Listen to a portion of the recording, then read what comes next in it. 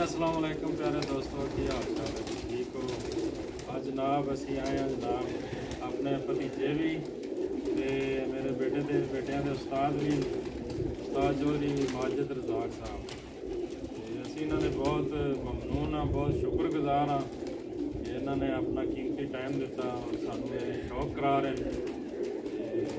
जनाब इन्हों की छत है इसराइल अमगीर के नाल बिल्कुल खून विलेज माशाल्लाह ये साडे इलाके की शान हैं। बहुत ही लाजवाब रिजल्ट है इस छत का। इन्होंने तुहानू असीं कबूतर भी दिखाते हैं ते छत का व्यू जी इधर साडी भी बनाओ तो ना कबूतरां दी भी बनाओ।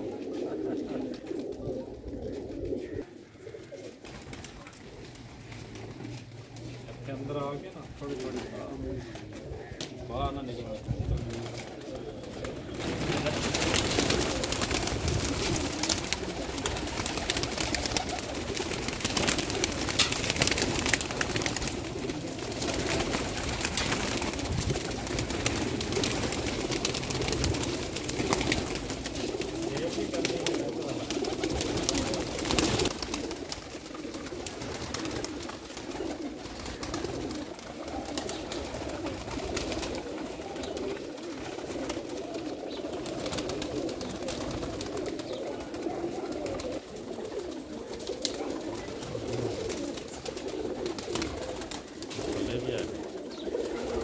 जनाब उस्ताद चौधरी माजिद रज़ाक साहब के हाई फ्लायर कबूतर हैं।